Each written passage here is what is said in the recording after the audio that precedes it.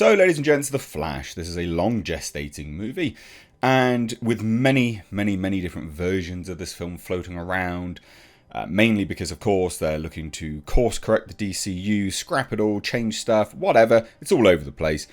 There have now been changes from some reports to other reports, and we have what is supposedly the latest iteration of the film, and it's interesting. So we're going to dive into this today, ladies and gents. Hit subscribe if you're new here. Obviously, spoilers, but potentially not, because none of this is 100% confirmed, although it sounds pretty legitimate, and it does go kind of hand in hand with what I know about the film as well. But in essence, all references to the Snyderverse have been cut. All of it. Kind of. Right? The wider Snyderverse has been cut. However, what they've done is firmly solidify 2017's Justice League as the version that they're building from. That's the sort of film that precedes this, anyway. So, no Snyderverse Justice League. The Snyderverse as an event took place, but not the Snyder Cut. Yeah, it's interesting. It is interesting. So let's take a look at this, like I said. And there's an interesting cameo as well said to take place in this movie from someone playing a Superman that you wouldn't quite expect. I don't hate it, but it's interesting.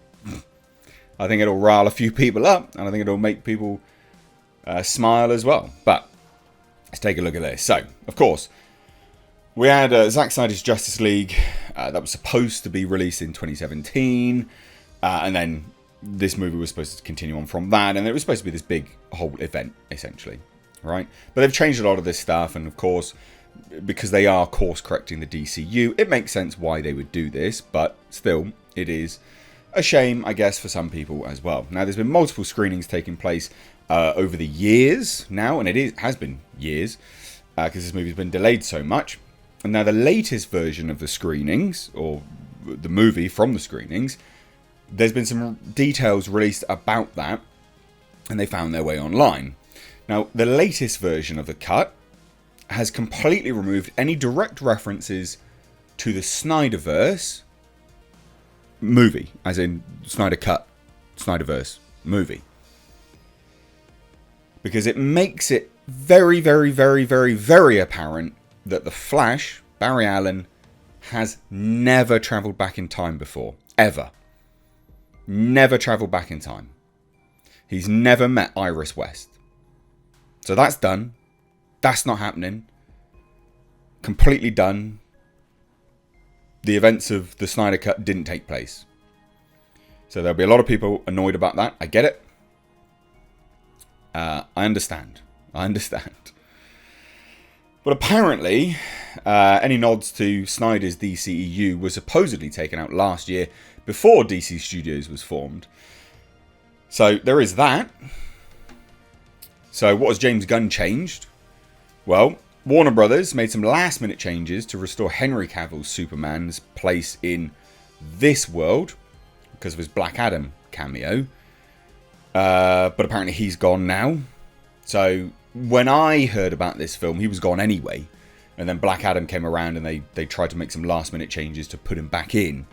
So they've basically just reverted to the film that they had previously made, if that makes any sense. And there's no Gal Gadot Wonder Woman either. Now the ending has also evolved, apparently, because it no longer sets up Crisis on Infinite Earths, which makes sense because they're just moving completely onwards from there anyway. So, in this world, Henry Cavill's Superman is still dead. As a baby. Because General Zod kills him. As a baby. Anyone get that reference? Cool. Anyway. And then it's just Sasha Kai's Supergirl rather than any Superman. So there's that. Sad, I guess. Shame. But realistically, who actually cares about this? On a whole, I don't think many people actually do. Now, there is one cameo which I'm excited to see. And no, it is not Michael Keaton's Batman. It's a Superman. And it's played by none other than Nicolas Cage. Apparently, anyway. So, allegedly, when Barry Allen is traversing through time, and just sort of flitting through and seeing alternate timelines, alternate realities via the Speed Force, he sees Tim Burton's Superman Lives, which is played by Nicolas Cage. And he's fighting a giant robot spider as well. Which I think's... look, I'm cool for that little tiny cameo. I mean, that's not going to make or break the film for me. I don't particularly give a shit. But still, funny. This comes from a good source, My Time to Shine, over on Twitter. He is a good source. So, Superman will turn up, not Henry Cavill's, no one else. It's Nicolas Cage. Which, fun. That's a fun cameo. You're going to do a cameo, that's the fun cameos that you do. Now, why is he fighting a giant spider? Well, it's a nod to one of the producers of that film, John Peters, who said something very, very infamous to Kevin Smith. He said, well, he looked at the script anyway, Kevin Smith as well, and before Burton signed on, he said specifically, I don't want to see him in that suit, it's too faggy. No flying, he has to fight a giant spider in the third act. No wonder DC's not been doing very, very well for quite some time. This is my face when I heard that. Goodness me. Goodness me.